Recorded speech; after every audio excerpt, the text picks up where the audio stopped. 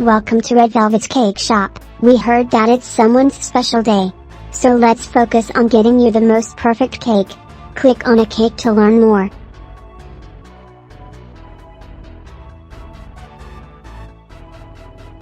The Reve Festival is an album series spanning 5 parts by 5-member girl group, Red Velvet. The series began as a project to pay homage to the collection of concepts the group had accumulated over the years, showcasing both the Red and Velvet side.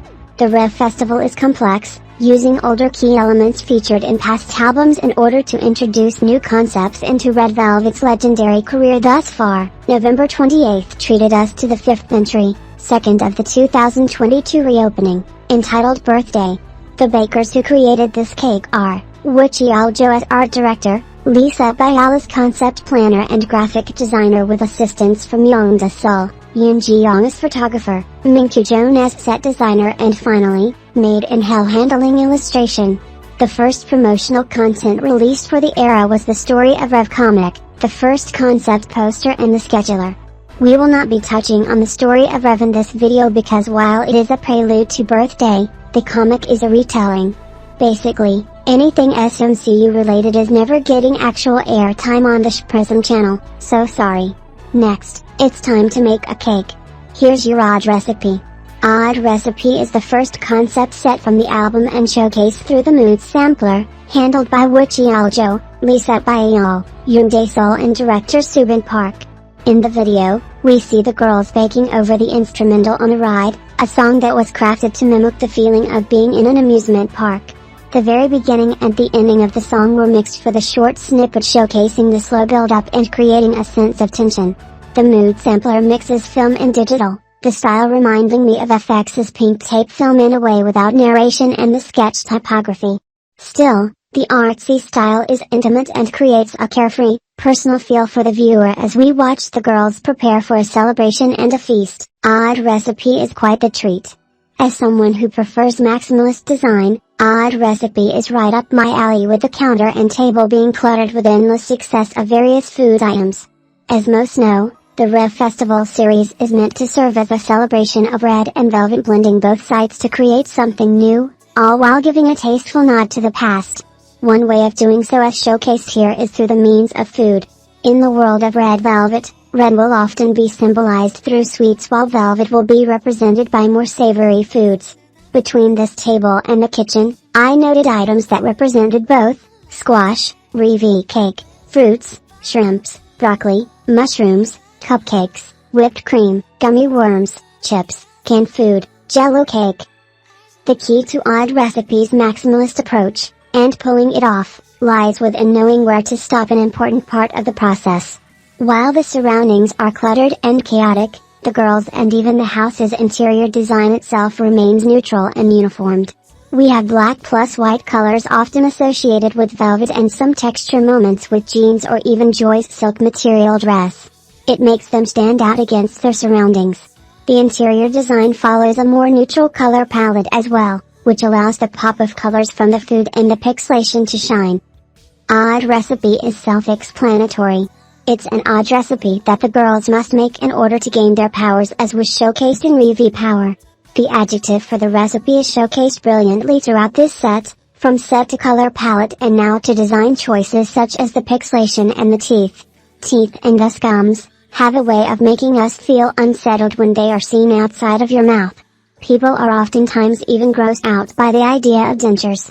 The teeth offer a playful layer of depth, putting a barrier between the subject and the viewer. The pixelation works with the same intent, different execution. It's unsettling to see things deliberately pixelated, censored in photos, our minds will immediately begin to wonder what is being hidden.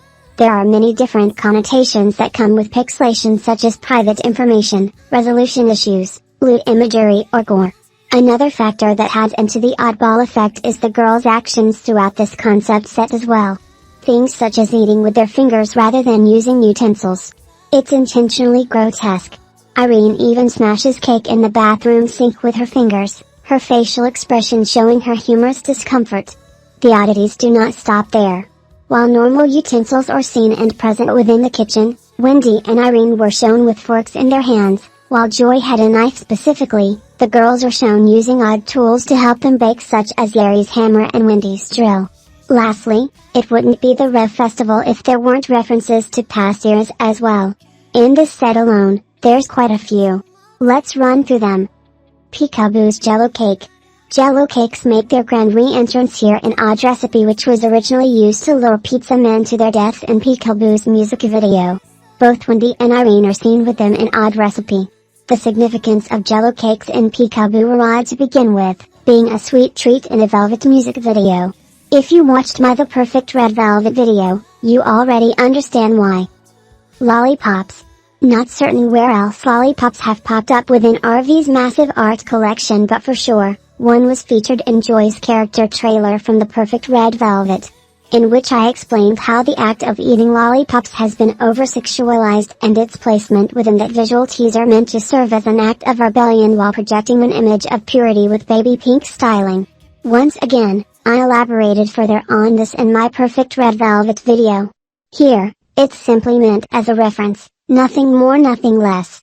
The Perfect Red Velvet's cake.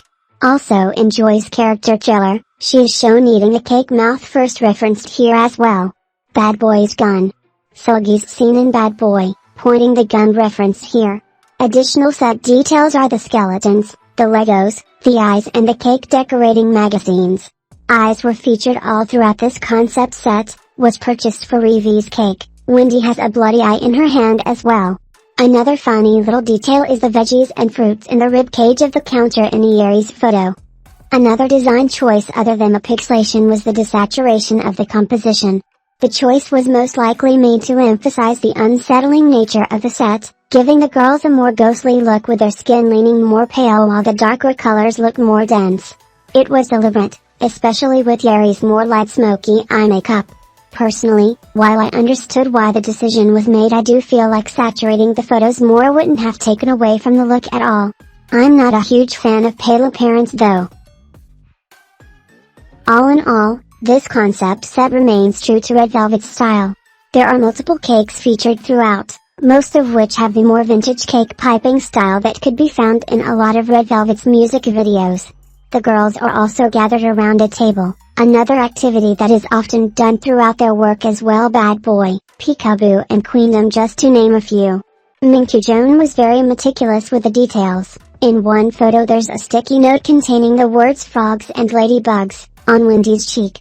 Gummy frogs are then shown in the kitchen next to where she's cooking. In another, the main villain of Birthday is featured with Joy holding a gingerbread man cookie to her face.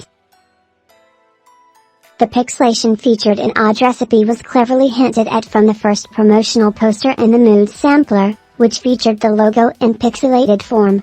The logo for Birthday represents the song more than the album or even concept itself.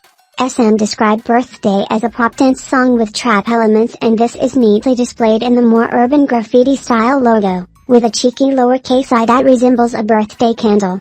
This logo receives two animations, one of the mood sampler where the cat winks and the second featured in the music video where the fire on the eye is blown out.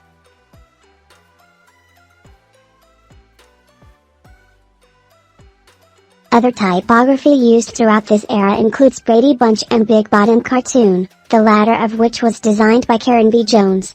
In combination with these two, Yellowtail designed by Astigmatic was used for the album preview, and it seems like was the basis used for Irene's birthday cake.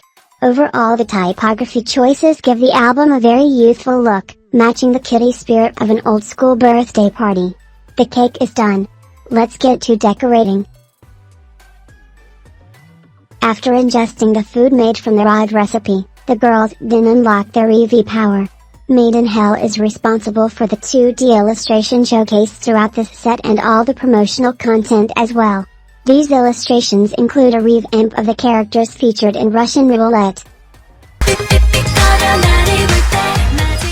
Russian Roulette is the third mini-album released by Red Velvet in 2016. While the photography leans grunge and the color palette showing obvious inspiration from Wes Anderson's work, at its core the art direction is meant to be a modernized lens on vintage aesthetics. A time period is not specific, but the range seems to be 40s to 50s. One way they achieve this is through the music video, featuring animated segments between a cat and a mouse playing harmful tricks on each other then recreating them in real life with each other. The animated bit takes direct inspiration from vintage cartoons, which would casually feature violence in a fun, goofy way. The art style itself though is directly from Itchy and Scratchy, which was a fictional animated series featured within The Simpsons as a parody of the famous Tom and Jerry. Years later, the cat is now being utilized as the mascot for birthday. Her design seems to be a careful concoction of the art style of Scratchy, Tom Cat and possibly Sylvester Cat from Looney Tunes. My pronoun switch is intentional here as details of the cat seem to suggest that this may actually be Reve. As most know, Reve is the lovable robot mascot who now serves as a main character, if not technical protagonist, in the festival story. I think the features they share are self-explanatory visually, so rather than run through a list of what they have in common, I'll simply connect them on the screen and let the work do the talking, as intended I'm sure. It's worth mentioning that the various times this cat is featured throughout the photos, and once in the music video, only once does the design look vastly different. This difference is found with Irene's teaser photo, which features the cat in the shopping cart. This is a direct reference to Ice Cream Cake, as not only shown with the food flying but the outfit in which the cat wears, which isn't exactly Aries. I do however, want to float a theory that this cat is a representative of Itchy as well, who was seemingly not featured throughout this comeback despite the obvious reference to its origins in Russian Roulette. Back to the cat. In total 12 different illustrations of the cat was made for this comeback, 6 of which were featured on teaser images, 1 of which was used for the profile picture to Red Velvet's social network accounts, another 1 of which was only featured on the pixelated version of the logo and 2 of which could only be found in the photo book. Interestingly enough, located on the 4th to last page of the photo book could be found a group shot of the girls with a Reve cat offering them a birthday cake with their name on it. The other illustration is actually Selgi's photo, which was released as a teaser. Now as usual, nobody thought to scan this page, so here comes NINI to the rescue with a terrible photo. In the original teaser image, Selgi is seen skateboarding to get away from Reve cat, a bear is fishing behind her while birds float above accompanied by these great pink action lines. This is not the case for the illustration located in the photo book, instead featuring both Selgi and the cat, but instead she is essentially surfing through what it seems a river of icing. I personally prefer the illustration in the photo book as it's unique and quirky. It also seems like this must have been the original vision for the photo given that the bear was seen fishing. I just think this version gives much more context and makes more sense. These illustrations helped visually carry out the concept, especially for the formatting on Instagram. Each girl was given their own Reve power which was showcased through the art and listed within each collage. We have Joy's Reve power of super fast, featuring Reve racing another person in the car next to hers. Yeri's power is fall in love, which is demonstrated with her blasting icing in the shape of a heart from the gas pump. Irene's power is time slip, which is a direct reference to a B-side from the Fivesome's first album The Red. Lastly we have Selgi and Wendy. Selgi's teleportation which is shown to us by her skateboarding as well as the fireworks which seems to be alluding to the spectacle of her appearing, much like magicians do. Meanwhile Wendy's power is size manipulation which is self-explanatory with Reve cat looking at her through a magnifying glass. Now admittedly, some of these powers were executed a bit better than others. While Joy, Selgi and Yeri powers were more clearly shown with the concept photos, Wendy and Irene's did feel a bit lost within the execution. Many even complained that Irene got snubbed this time around with the setting of her photos feeling a bit dull and lackluster compared to the other girls, which I definitely could see an argument for. Much like Odd Recipe, Reve Powers set also includes references to past eras, the most obvious being Ice Cream Cake. This is now the second time the song has been name-dropped in the Reve Festival series, the first being in Day 2's Umbampa during the second verse. Wendy's power size manipulation can be found in Umbampa as well, when Yeri was playing a board game and Wendy was hiding behind an umbrella on it. Ice cream cake features many locations, one being a gas station which is featured not only in the music video but in the photography as well. While Yeri's Rev Power teasers reference this by being at a gas station, Irene's teaser simply features the shopping cart that the girls carried Yeri in towards the end of the music video. Joy's power of super fast could simply be a reference to Red Velvet's most common visual motif of being in cars or some sort of transportation, featured in almost every single album or music video. Another project that was cleverly referenced was Feel My Rhythm, which was released as the first part to the festival's reopening. Spotted on each velvet is a diamond-studded R accessory, all designed by Chingwon Kim. The capital R derives from the typeface Bandoan which was used for the logo of the aforementioned project. Yeri wears hers as a choker, Joy's is located on her arm, Seulgi's is on her shoes, Irene's on her belt loop and so tiny, you could almost miss it. You'll find Wendy's dangling pretty from her left ear. Speaking of accessories, the styling for this comeback was handled by Joy Oh, which is essential to the reception this specific concept set got. The composition of these photos are nothing to scoff at. We have various shades of blue sky crossed with spunky, girly hues of pink provided from the outfits to the Jeep present in all photos. Joy appeal to the current modernized Y2K trends, especially with both Wendy and Joy wearing popular pieces from Diesel. Unlike a lot of groups who touched on this current aesthetic, from everything we've just discussed it's clear that Red Velvet stayed true to their identity through implementing the aforementioned core elements that kept them grounded in their ever-growing universe. Through set design, styling, interesting angles, color contrasting and additional design choices such as but not limited to, 2D art and pixelation, Red Velvet manages to create a silly yet slightly unsettling set of photos for Birthday, a perfect representation of Red Velvet's career as well as the album itself. It's time to package your cake. Much like all SM albums these days, unfortunately Birthday comes in 1,000,000,001 packages, one of which I'll only touch on briefly while discussing the main two in detail. The first version closely aligns with the concept. The cake album package was shown to us via a beautifully designed poster for the fictional Red Velvet cake shop. The album is tiny, meant to be your very own personal cake, coming in 5 different versions, one for each member.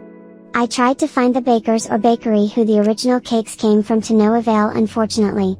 The top of the cake is not only used as the cover of the circular box but was also made the CD design for the digipack version. A candle pick is also accompanied with the package, used for the second cake cover that was designed with a slot for the tiny yellow topper. Inside, you'll find the lyric sheet organized like a menu. The front shows all 5 cakes and when unfolded front and back reveals more detailed shots of the yummy dessert for each song, in order of oldest member, Irene's cake for Birthday, to youngest, Yeri's cake for Celebrate. Rather than a photo book, Red Velvet's birthday cake comes with circle photos of the girls. Moment of honesty? There's many aspects to this version of the album that I love and hate. The idea was brilliant, especially with the inclusions of the lyric paper menu and the candle pick topper. It helps immerse you in the concept, even down to the inclusions being packaged inside thus being the layers to the cake. My gripe mainly lays within the small details that while aren't important and I wouldn't mention in any other context, being that this is a video focused on creative direction, it's more fair to discuss. Irene's cake is the only one that has a different typography style for the Red Velvet icing logo, which is a bummer. I have no concrete proof but I do have personal theories as to why this may be the case. It's either Irene's album was meant to be the general and only version of the album before they decided that each girl should have her own, or Irene's cake was done first and the others afterwards. His side of the package is no better when it comes to Irene's feeling much more complete, given that her cake has sprinkles on the side while the others are drastically more empty in appearance.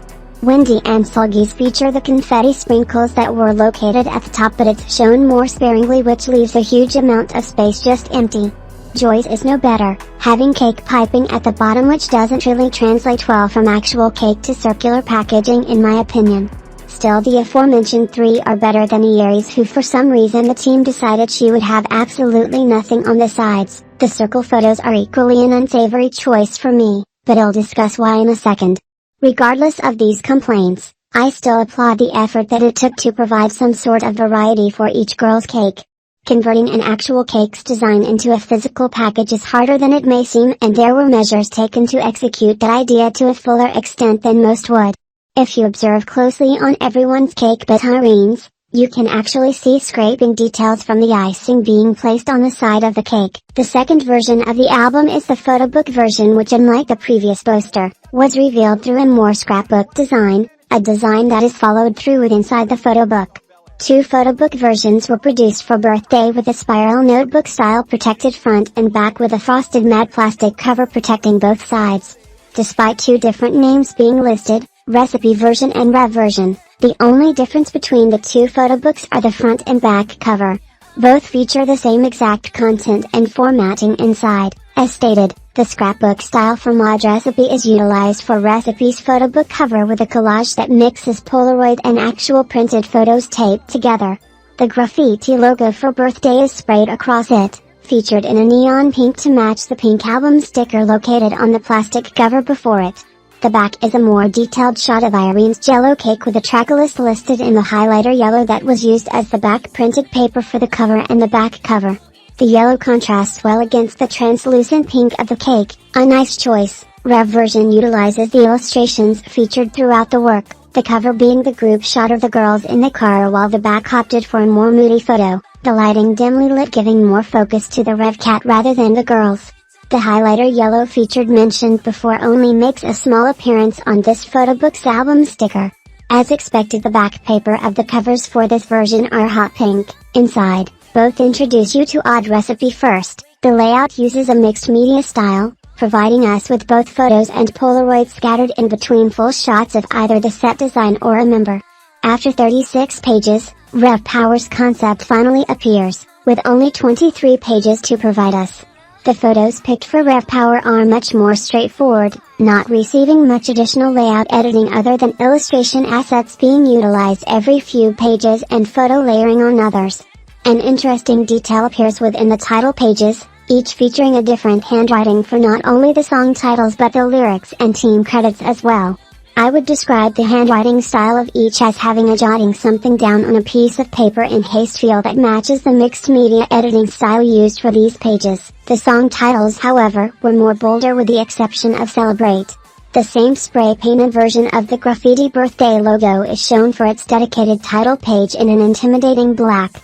The credits were highlighted behind black strokes while the lyrics are showcased on a paper design, shown to be taped in front of a blown-up picture of Reve's head cake. A medium-sized version of the cake was placed neatly below to the left in a half-dome print, while a film picture of Irene was slapped so tiny at the top. Bye Bye was thick yet chaotic and pen, underlined with more of a chalk texture. Much like Birthday, the lyrics for this song was designed on ripped paper texture. However, this one was split into 3 different paper styles, the first being lined, the last being in more yellowish plain paper. The page has 3 assets located on it: Reve Cat in mint green, a cut out of a whisk, the gingerbread man, and Joy's birthday cake. Speaking of Joy, located to the left of the page is a piece of the Polaroid picture of her putting the icing on the cake with a chalk-based border drawn on, less thick than the one mentioned underneath Bye Bye. On the right leans more on the side of a ballpoint pen style, either that or a marker. The formatting is different for this page. Rather than one picture zoomed in for its background, it features 3, one film shot of Wendy with its frame, another food shot with a film frame as well, and a shot of Candy with a black outline drawn on. The photos are hidden underneath the huge ripped paper where the lyrics are written on, accompanied of course with tape and a black scribble on the left. Zoom is located in the Reve Power section of the photo book, making its presentation to be different. Rather than the mixed media style of the previous pages, only Zoom ditches this to opt for a blending style, most likely multiply and a gradient map, giving the page a rich darkness that's a stark contrast to the other ones mentioned thus far. Analyzing the photo, I'm pretty sure it's a shot of the pink Jeep in the tunnel. It seems that the perspective was taken from the back of the car through a window, but I could be wrong about that. The style for the drawn title is outlined in white, thick and rough. Lastly we have Celebrate, whose background is just solid pink, only displaying two photos cut out and overlapped, being taped next to each other. As stated, Celebrate is the only song title that's more comparable to a pin scratch rather than the more assertive, thicker hand-drawn style of the other songs. The numbers located next to each song are also cut-out paper, also adding to the mixed media feel of the album's creative direction. This photo book is actually SM's most competent attempt at mixed media design, despite the fact that they won't stop utilizing this style for every other album the company puts out.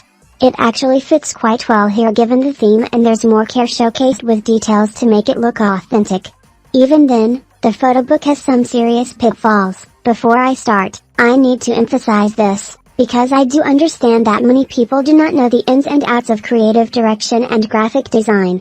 While we do not have a direct look into SM's team design process, and trust me, I have tried to contact everyone involved in this album to no response. I know that typically physical items, especially in regards to a photo book, will be designed and organized in Adobe InDesign.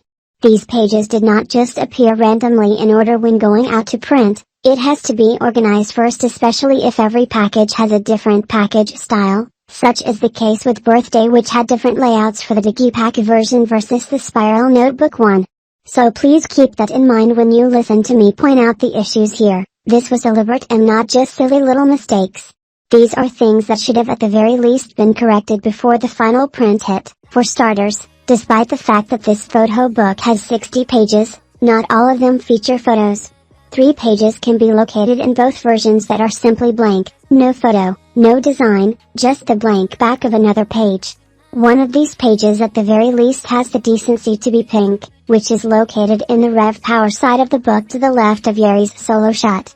The other 2 are not, despite the fact that the second blank page is also located in the Reve Power side as well. The first blank page slaps you right in the face after only flipping a measly 7 pages into the thing. That's insane. And that's just the start of it. If I included pages that utilized white space poorly, the blank page count would be up to a staggering 12 pages.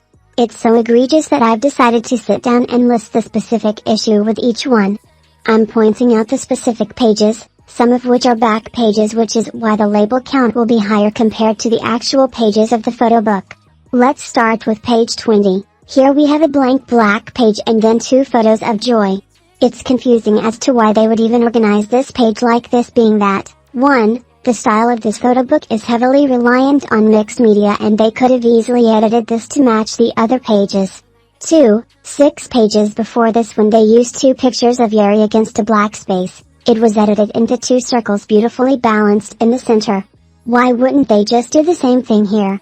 Even then, it's actually the least awkwardly edited one compared to what I'm about to show next. Page 28 is straight up the white page with a photo of Irene, Yeri and Seulgi thrown on it, placed all the way at the tippy top. Why is there a million white space on this page? You can swim to South Korea to New York and back with all this ocean of white. You can colonize a country with all this ocean of white. The photo is practically floating in milk with all this damn white on this page. What is going on? Why wouldn't you at the very least toss some assets on this page, a border? Something? To make it worse, despite the fact that they were aware that this album would have a spiral notebook binding, the photo was still placed close to the holes, which is just silly. Page 37 proves that the more you flip the worse it gets. The other 2 photos shows that the person who organized this at the very least understood some level of aesthetics with leaving a decent amount of space from the photo to the edge of the paper. I guess a toddler must have taken over this page, cause this is literally just a photo slapped at the top of the page and a little more than half of the rest is just blank. Girl, what are we supposed to do with this? Use our imagination? Am I supposed to manifest something else on this damn page? Page 41, opposite to the bye-bye title page, is a picture of Seulgi weirdly placed in the middle of yet another stark white background. If you didn't get enough of that, don't worry, the team gives you more of where that came from on the very next damn page, with 2 pictures of Seulgi weirdly fighting for dominance on the center of this page. Page 44 really irks me because I love this idea, but the execution is god-awful. Why is this shit awkwardly positioned towards the top of the page? Once again, am I supposed to think really hard and have something magically appear at the bottom? Then to make matters worse, The spacing vertically versus the horizontally are not even either like oh brother, what is happening? I think this is page 53, here we have another example of not understanding how to utilize white space correctly. I mean at this point why wouldn't you just flip this photo vertically to fill up the page properly rather than do this? What is this doing for anyone? Page 70, I don't know, I've lost count, but it's a photo of Wendy slapped on a hot pink page. Thank you for nothing, quite literally in every sense of the word. The other 2 or 3 pages have the same exact mistakes I spoke of before, so I won't repeat myself. I know 12 pages out of 59, a little bit over 100 in total if we count front and back, may seem like a nitpick, but these pages really do break your immersion from the overall design of the album. 1 minute you're enjoying the scrapbook design with handwritten and mixed media details, next you're just face to face with a blank ass, white ass paper. 1 minute you're looking at well-organized collage work, the next you're met with sloppily, off-centered photos. The amount of white space just feels very lazy and borderline scammy when you are reminded that each page of this photo book was organized. They had a lot of choices to make the final product more full in areas and just decided not to. Then speaking of the page amount, the ratio between the concepts are equally as bizarre. As stated before, if we're counting simply pages, it's 36 for odd recipes side and 23 for Rev Power, clearly not an even ratio, off by 13. However, let's give them some grace as both sides sometimes utilize 2 pages for 1 photo. So I decided instead to count every single picture on each page to come up with a more accurate comparison. This will include both the Polaroid and the film photos sandwiched in between via editing, but exclude photos that are detail shots from odd recipes side. 72 photos were included on 36 pages for odd recipe, 10 of which was either a Polaroid or a film shot. So roughly 62 straightforward photos for this concept. Are you ready for how many photos were provided for Rev Power? 38. Fucking 38 in 23 pages, only 2 of which were editing in between on Zoom's title page. Odd Recipe got a whopping 34 more pictures than Rev Power in this photo book, even if we go with photos that weren't manipulated. That's 62 versus 36. What happened? Did the photographer start charging by the damn millisecond? Mind you, there's actually 3 more photos from Odd Recipe that are snuck in towards the end, 1 of Sogi on Zoom's page on the Rev Power side and 2 group shots on the credit pages. Which would up the count to actually 75, 11 of which are a Polaroid or film shots. See how the ratio is so terrible? I didn't even have to count those to prove my point. This is insane. So now combine this wild ass ratio with the fact that 12 of these pages are either completely blank or might as well be with how the photos were placed on them, and now you see where this photo book practically jumped the shark. The issue then gets even more nonsensical when you remember that these niggas at SM Entertainment decided to have the audacity to sell 2 versions of the same fucking photo book, just with different covers for each concept. Why would you even bother to do this if regardless of the cover design, you're getting a whopping half of the photos from one concept than the other? And I'm not lying to you all, it's literally the same photo book, it's in the same order and everything, and I'm still not done. Remember earlier when I brought up the circle photos from the cake version? Yeah, why the fuck does that even exist, and why is the photo book a completely separate version of this damn album package? Does the NINI'S now stand for money? Like what the hell is going on? Long gone are the days in which SM would flesh out a concept for each version of the package, and now in are versions of albums in which one has the actual concept and the other is literally just a photo book with no package. Have you lost your mind? Why would you not just sell the photo book with the cake version and call it a day? Could it maybe have something to do with the fact that the cake version was purposely low stocked? Like, do you see the absolute tomfoolery that they carried on with in regards to this album package? Mind you, this is a few months before they would pull their most nastiest capitalist money hungry ass shit ever with my world's packaging. Like, stop. We went from having to deal with them almost never reprinting Red Velvet albums to them splitting inclusions under the guise of it being a completely different version of the album, and that version not even being edited properly. Very unserious ass company, dog. And I'm still not done. The photo book version comes with a sticker sheet, and instead of making outlines of the illustrations, these niggas deadass just took the scheduler and made the boxes the sticker cut out. Which means literally half of the illustration is getting cut off once you peel it off. Literally, whose idea was that? Please do not inform me that they still work at the company. I will march in there myself and toss their shit out the office. I wanted to start with a good aspect concerning details and editing because there are some really great moments regarding the packaging, but there's a whole bunch of bullshit that I feel like has not been addressed in full, and I had to be the one to do it. Welcome to your birthday party. Let's celebrate by blowing out the candles on the cake. I think the interesting part about the creative direction of an album is as time passes you begin to see what impact that piece of media had and what the general consensus is. Some work will go on to become fandom darlings such as Peekaboo or Dum Dum. Others however will fizzle into disappointment, only cropping up in discourse on how the concept should have been executed better. Unfortunately for Birthday, the latter much perfectly sums up the feeling regarding it. Birthday's music video is campy and kitsch, bright, bold and colorful. It further emphasizes Red Velvet's constant love for your inner child, a concept that shows its roots in the very beginning of the festival with Zimzalabim. Mentioning it is almost funny given that both comebacks received pretty much the same reception, minus the styling which was mostly positive for Birthday. Birthday is messy, much like the scrapbook design and clutter Korvad recipe implies through design. The girls want to attend a birthday party but are stopped at the entrance at Mr. Gingerbread Man's request. At this denial, our cake girls throw a fit and toss the presents at the security guard, who is a one-eyed knight, before leaving. It's worth mentioning that the one-eyed knight is another reference and connection to Feel My Rhythm, whose moving poster featured one-eyed flowers throughout. To me, the rejection at the entrance symbolized the girls being seen as too old to attend a birthday party. The older you get, most people will only celebrate their birthday with a huge gathering such as a party on specific milestones, opposed to when you're younger, which calls for more flashy, vibrant parties. Adults still have birthday parties, but obviously the environment will be completely different compared to one for someone younger. There's been this constant theme in the festival about making sure to never let go of your imagination. No matter how older you get, you need to continue to see the magic in life, even through the dull reality. I believe this party is just another plot device for that general point. When the girls return, they are determined to crash the party, overcoming multiple obstacles along the way. The one-eyed knight tumbles down after Irene puts him to sleep. I would describe it more as putting a spell on him, which is not surprising from Irene, as she has always shown to have a level of control within her abilities. In Rookie, she's the one puppeteering the monster.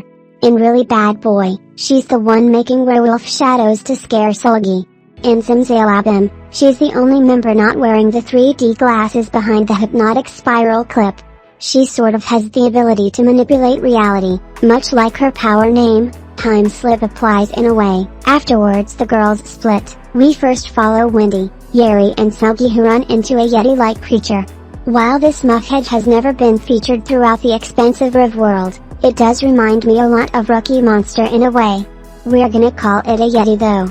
The Yeti was sweeping up doing maintenance before these three harassed him into playing that one game from Squid Game and shit, and because he lost, he offers up the key to the next door.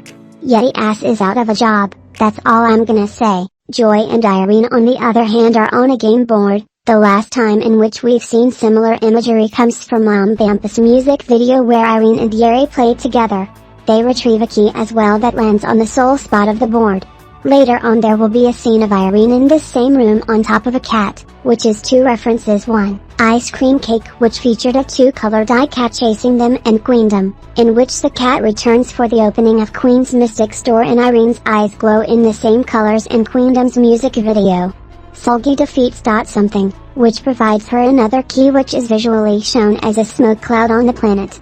Wendy plays rock, paper, scissors with Edward Scissorhands, which is a bold choice, I must say. He's doing maintenance on the hedges, but it's more important to point out that the flooring is checkered, a reference to Really Bad Boy, which also featured a checkerboard flooring during the second choreo scenes.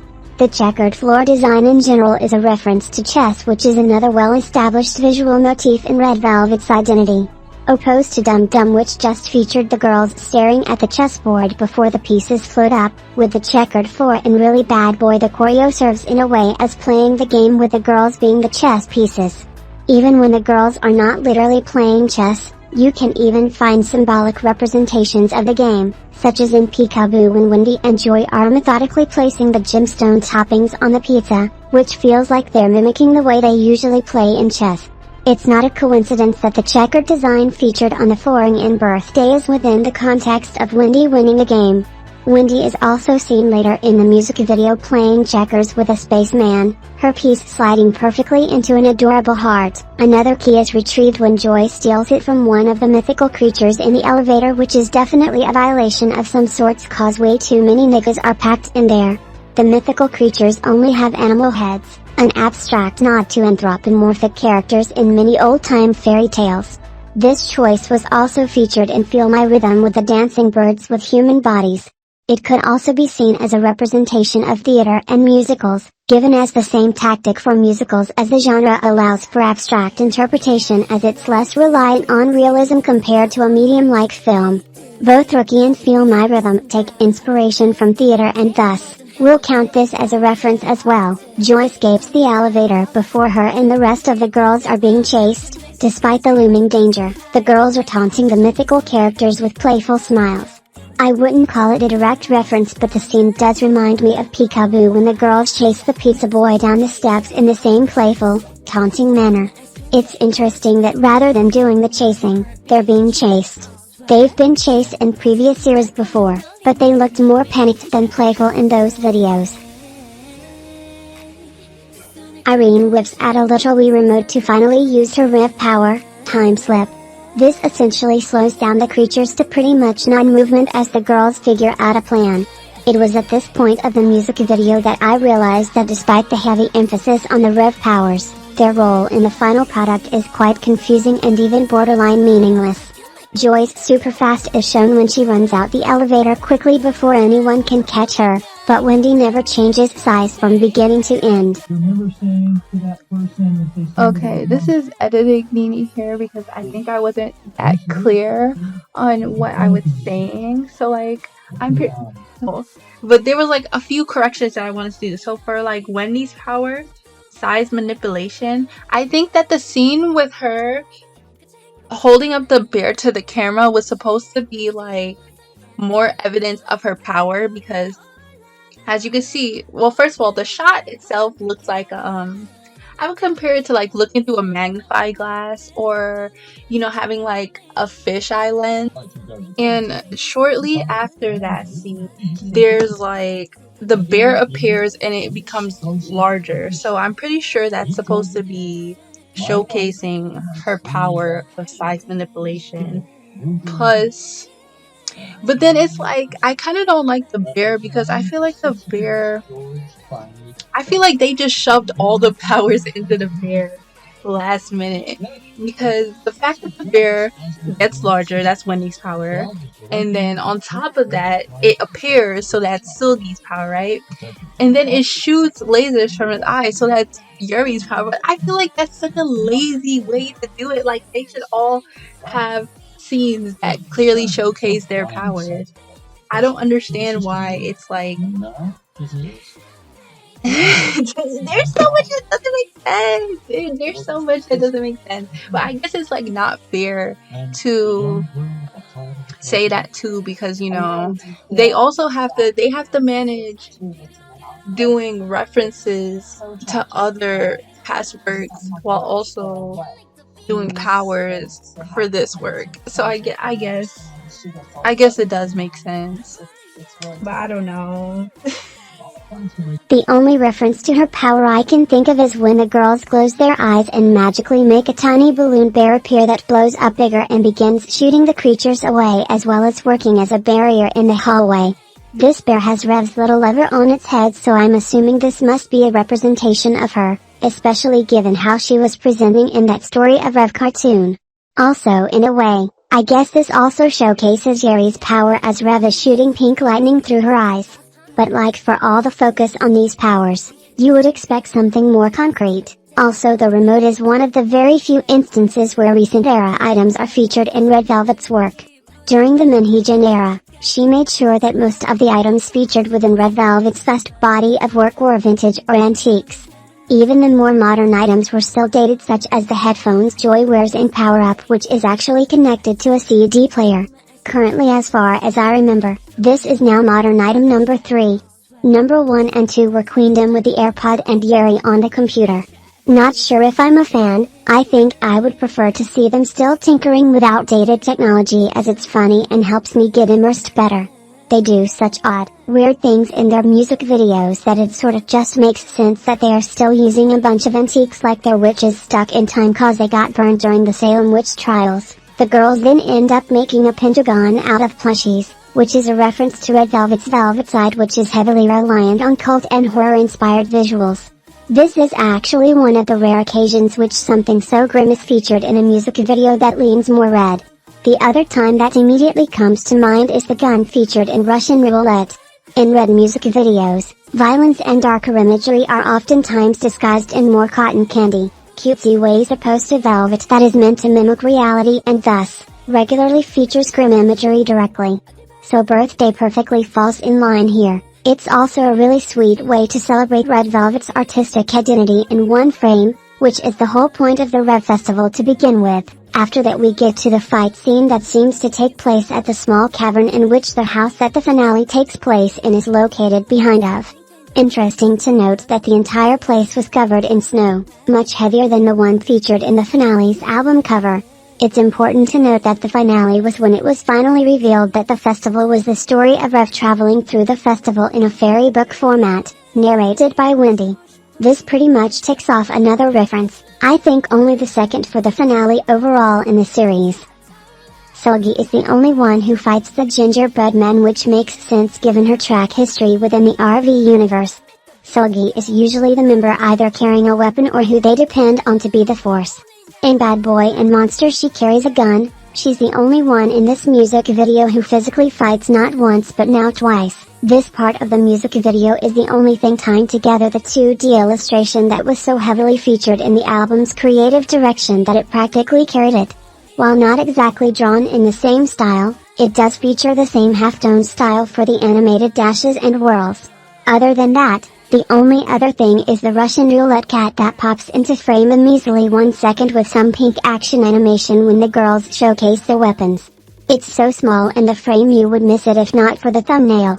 Begs to question how the music video concept even came to fruition without an actual feature from the biggest component of the album's visual work by far, but alas. This is SM Entertainment post 2018. We can't be asking for relevant music videos that have correlation to the actual album contents. Are you crazy? Woohoo, the girls crash the party and the gingerbread man gets his deserved happily never after being used as a prop on the cake. If it seems like I just flew through this music video breakdown compared to my other breakdown of RV music videos, it's because Birthday is sort of as like watching a kid have a mental breakdown. Things just sort of happen in this music video, no rhyme or reason, and the link between it and its source material is so thin despite how rich it is with references still. Even saying that, I still adore Birthday to death.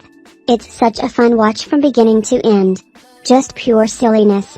But on the other hand, we've had fun music videos before. I think that's where a big issue with Birthday's music video lies. Everything Birthday attempts to do, they've done before and better. Let's compare. A story that visually features inverted anthropomorphic characters. Feel My Rhythm did this first and was given much more focus throughout the music video opposed to the way we were randomly introduced to characters one by one and rapid fire in Birthday. The characters also just work better in Feel My Rhythm due to what I discussed before. Feel My Rhythm is very reminiscent of fairy tale reimaginings you'd see on Broadway and has direct references to famous art pieces. In these mediums, realism is allowed to take a back seat and allow for more abstract displays. Birthday, whose sets while colorful doesn't exactly line up with what you see in a theater production, doesn't get this same leeway and thus interpretation. Birthday feels more like a kid's movie and the realism leaves these characters' placement in the world feeling rather boring. The only way I could compare it is, in Feel My Rhythm the birds are doing a very interpretative dance and the dynamic is both fluid and powerful. It's easier to get immersed. In Birthday, these are just regular-ass humans in some damn suits. Nobody on that set was getting an Oscar. I'll tell you that much.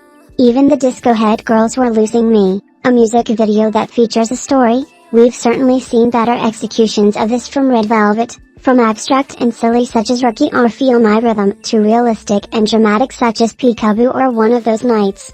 Even Umpa Umpa does a better job at storytelling. However, this is still better than Queendom and Psycho combined. So it's certainly not the worst, but you'd be hard-pressed to ever bring it up when speaking about Red Velvet concepts that had a nice, complex story attached to it. Magic themed? Well, like I said, it's better than Queendom that shot for this theme and failed miserably to the point that most aren't even aware that the girls are witches in it, let alone it having a magician concept attached. Besides that though, I've already discussed how the festival has had this theme in the beginning. The idea of allowing your imagination to grow as you get older and be tasked with everyday life was tackled in Simsalabim and Oompa Oompa and leave you with a much greater impact after watching compared to Birthday. Birthday ends, and what do you take away from it? Basically never being too old to engage in the things that make you happy, still finding the magic in your special day after all those years, overcoming obstacles, are all things they've done before in the little aforementioned music videos. Even in its campy nature, we've seen better with Dum Dum, Power Up, Really Bad Boy, and Rookie. All of which managed to nail down an aesthetic and specific color palette that ensures each ages beautifully beyond its years. Because Birthday was going for a more kitsch look, unfortunately the color palette and set designs are quite all over the place intentionally, which leaves the music video with a less uniformed look that all RV music videos have. No kidding, it's actually their first music video ever in which every other scene clashes with the other. For all its faults, even Queendom had consistency visually. It's why I didn't mention much about the set design choices regarding the video like I've done in the past. It's hard to know if something means anything given that everything is intentionally random to execute the kitsch look authentically. I was going to say maybe that's where Birthday's legacy will lie, but then I remembered even Really Bad Boy manages to be kitschy and still look uniformed compared to Birthday, so it loses there too. Even saying all of this, I still love Birthday's music video to pieces, and I feel the need to reiterate that because sometimes I think my creative direction breakdowns can lead to people thinking that these things are on my mind when I'm consuming the content. For the most part it's not. I love Birthday, I bought the album, I cherish both concepts, and I still rewatch the music video frequently. When I'm consuming for my pleasure, I gravitate towards the things that make me happy. When I'm analyzing the creative direction, I'm looking at the details and taking note of how I interact with the content, what interpretation that certain choices leave me with, and what it represents for the artist. In doing so, these rather mundane and otherwise meaningless things are important to also mention alongside the commentary that highlights the methods taken to convey the ideas that represent this album. So while I may have sounded very critical of Birthday in this breakdown, I will still stand 10 toes down in my enjoyment of the era's creative direction. Birthday's strong suits outweigh its negatives. Birthday is about still finding that spark of magic that fades with each number up in your age. It transports you back to the kiddie joy of waking up a year older, the promises of receiving whatever you want and still having hope that all your dreams can come true. The older you get, the more problems come with life, and that illusion of a wish coming true once you blow out a candle dwindles over time. Red Velvet wants to return that feeling back to you, and for me certainly, they have.